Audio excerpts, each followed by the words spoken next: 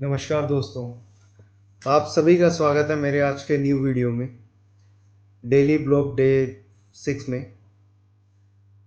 तो आज मेरा कोई जो ये वीडियो बनाने का मकसद है, ये कोई डेली ब्लॉगिंग का नहीं है। आज एक मेरा मकसद है इंफॉर्मेटिव न्यूज़ बताने का, आपको एक इंफॉर्मेशन बताने का, जिससे समाज में जागरूकता, अवेयरनेस फैले, ताकि कभी किसी के भी साथ ऐसी घटना हो सके तो वो तुरंत प्रभाव से क्या कार्रवाई करे।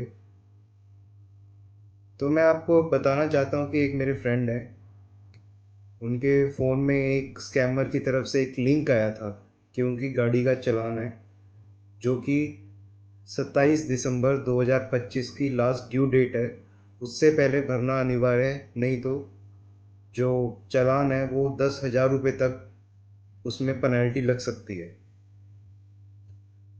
तो मेरे जो फ्रेंड हैं उन्होंने क्या किया कि भाई वो लिंक था, उस लिंक पे क्लिक कर दिया और अपनी डेबिट कार्ड से उन्होंने पहले यूज़ किया, लेकिन डेबिट कार्ड से मनी डिडक्ट नहीं हो पा रही थी। तो उन्होंने क्या किया कि भाई अपना जो उनके पास क्रेडिट कार्ड था आईसीआई बैंक का, उन्होंने क्या किया कि अपने क्रेडिट कार्ड से पेमेंट करने की कोशिश करी। दरअसल जब उन्होंने लिंक पे क्लिक किया, उन्होंने अपनी व्हीकल की डिटेल भरी, जो उन स्कैमर्स ने क्लोन बनाया हुआ था, वो एज इट इज़ एम परिवहन की तरह ही था, शो कर रहा था। और उन्होंने डिटेल डाली गाड़ी की और आगे उन्होंने प्रोसीड किया। उन्होंने उसमें मेंशन था स्क्रीन में 580 रुपीज़ चालान ओवर स्पीड का। तो 580 रुपीज़ उन्होंने सोचा कि ओवर स्पीड का तो 1,000 2,000 का होता है, लेकिन चलो जल्दी मैं भर देता हूँ, नहीं तो 10,000 तक का चालान हो सकता है। इसलिए उन्होंने जल्दी से जल्दी वो लिंक क्लिक किया। लिंक क्लिक करने के बाद गाड़ी की डिटेल डाली।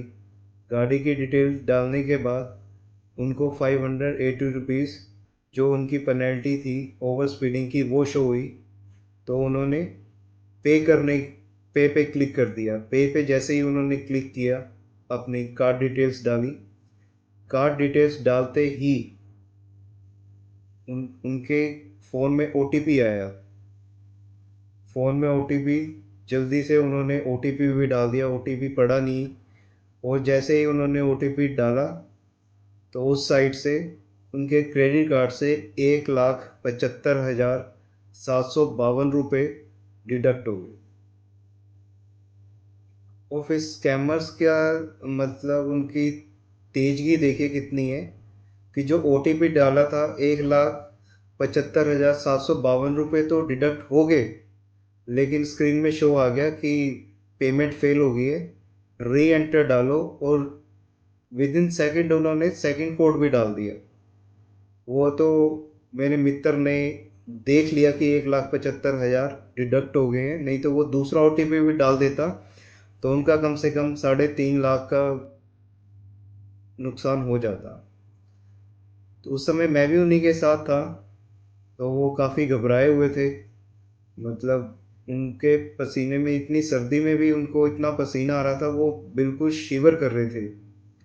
तो भाई हमने भी कोशिश करी उन्हें सहानुभूति देने की। हमने कहा कोई कुछ नहीं होता, अभी आप थोड़ा रिलैक्स हो जाइए, तो उसके बाद हम आगे कार्रवाई करते हैं। सबसे पहले हमने आईसीआई कस्टमर केयर में कॉल करके अपना जो डिस्प्यूट हुआ है उसके बारे में बताया, और तुरंत प्रभाव से हमने क्रेडिट कार्ड को ब्लॉक करवाया।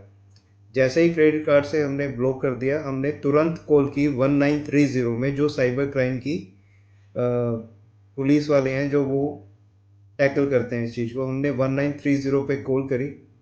जैसे ही कॉल करते हैं वो 112 में कॉल जाती है।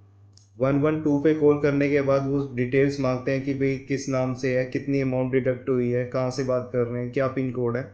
जैसे ही वो इन्फॉर्मेशन अपने पास ले लेते हैं तो तुरंत प्रभाव से साइबर क्राइम टीम को फ़ोन ट्रांसफ़र कर देते हैं। अब साइबर क्राइम टीम को जैसे ही फ़ोन ट्रांसफ़र हुआ, तो वो पहले आपसे आपका नाम पूछेंगे, और वो पूछेंगे कि अगर जो अमाउंट है वो डिडक्ट होती है अकाउंट टू अकाउंट या बैंक से डिडक्ट होती, तो उसमें क्या है, यूटीआर नंबर आता है। यूटीआर नंबर 12 डिजिट का भी हो सकता है, 16 डिजिट का भी हो सकता है। तो वो यूटीआर नंबर मांगते हैं, रेफरेंस आईडी मांगते हैं। अगर स्कैमर्स इतने तेज होते हैं कि क्रेडिट कार्ड से यूज़ करते हैं। क्रेडिट कार्ड से क्या है कि क्रेडिट कार्ड यूज़ करने पे गेटवे यूज़ होता है, जो कि गेटवे की इंफॉर्मेशन है वो गेटवे के पास ही रहती है, ना हमें पता चलेगा वो कि को उसका रेफरेंस आईडी या यूटीआर नंबर क्या है, ना ही बैंक को पता चलता है कि उसका रेफरेंस नंबर या यूटीआर आईडी क्या है।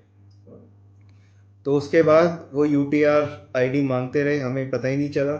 तो उसके बाद हमने फिर से दोबारा कस्टमर केयर पे कॉल किया कि भाई हमें रेफरेंस आईडी चाहिए या यूटीआर नंबर चाहिए। तो वो कहते हैं, उन्होंने एक ओथ आईडी दी जो जो होती है 6 डिजिट की।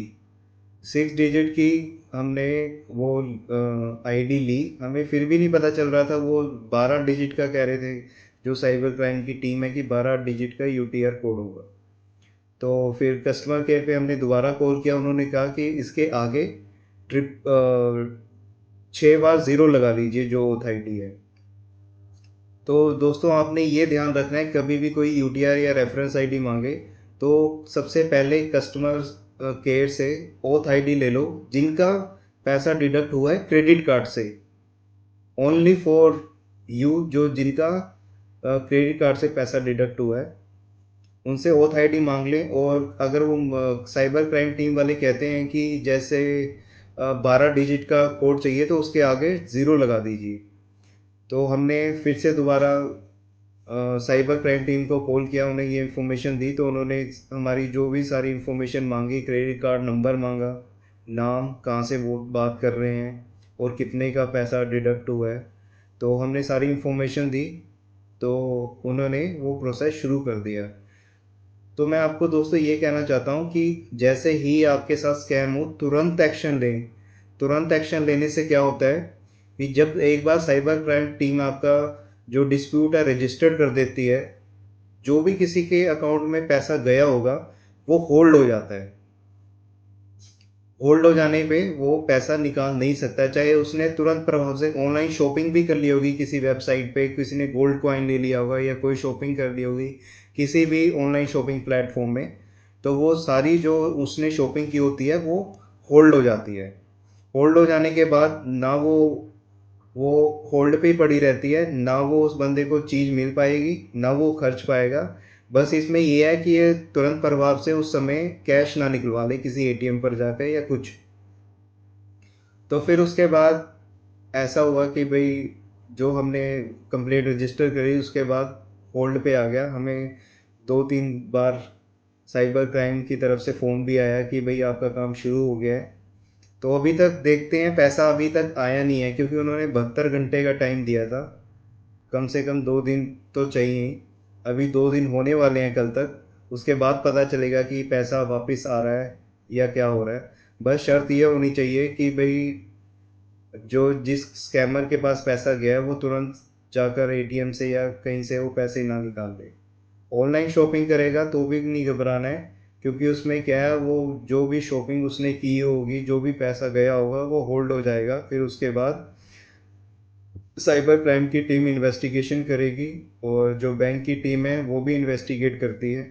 और आपको घबराने की बिल्कुल भी ज़रूरत नहीं है कि जो पैसा कटा है वो हमें भरना पड़ेगा, क्योंकि जब भी क्रेडिट कार्ड किसी को भी मिलता है उसमें एक इंश्योरेंस होता है कि अगर कभी स्कैम हो जाए, फ्रॉड हो जाए, तो जो फ्रॉड अमाउंट है वो आप नहीं पे करेंगे।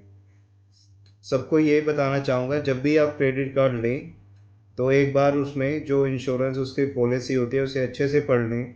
जो आपका क्रेडिट कार्ड बना रहा है उससे भी बात कर लें कि भाई मुझे ये लाइन चाहिए पॉलिसी में कि भाई अगर कल को मेरे साथ फ्रॉड हो जाता है तो मैं उसका पे नहीं करूँगा। तो अभी ये प्रोसेस हमारा चल ही रहा है, देखते हैं अभी कितने दिन तक। वैसे तो जो साइबर क्राइम टीम है हरियाणा की, उन्होंने काफ़ी अच्छे से हमारा साथ दिया, काफ़ी अच्छे से हमारे साथ बने रहे और इन्वेस्टिगेशन कर रहे हैं। तो उन्होंने कहा है वेट करने का 9 दिन तक, कम से कम 9 दिन या उससे ज़्यादा भी लग सकते हैं, लेकिन कम से कम उन्होंने 9 दिन के लिए कहा है। तो जो साइबर क्राइम की टीम है वो अलग इन्वेस्टिगेट करती है और जो बैंक की टीम है वो अलग इन्वेस्टिगेट करती है। आगे क्या होगा वो मैं नेक्स्ट वीडियो में बताऊंगा जब तक उसका कुछ हल निकल जाए। तो आप सबसे मेरी यही प्रार्थना है, कभी कोई भी लिंक आया हो आपके फ़ोन पे, उसे प्लीज़ क्लिक ना करें, ना करें, ना करें। क्योंकि जो स्कैमर्स हैं उन्होंने क्लोन भी ऐसा बनाया होता है कि जैसे सरकारी वेबसाइट है। अगर आपको चालान कभी भी देखना है वो एम परिवहन पर जाकर आप देख सकते हैं। उसके बाद आपका कोई भी जो चालान होगा उसे भर सकते हैं, लेकिन ऑनलाइन ना करें। तो इतना सही मेरा वीडियो आज का था। कल मिलेंगे अगले वीडियो के साथ। या अगर इसके रिगार्डिंग कोई इन्फॉर्मेशन आई होगी तो मैं आपके साथ शेयर करूँगा। तब तक के लिए आप स्वस्थ रहें, खुश रहें अपने घर में। और सर्दी बहुत हो चुकी है, अपने घर में ही रहें। बाहर काफ़ी धुंध है, और जब भी गाड़ी चलाएं तो धीमे चलाएं, धुंध में काफ़ी एक्सीडेंट हो रहे हैं। तो इसलिए मैं आपको यही कहना चाहूँगा कि बाहर जाने से बचें। नमस्कार।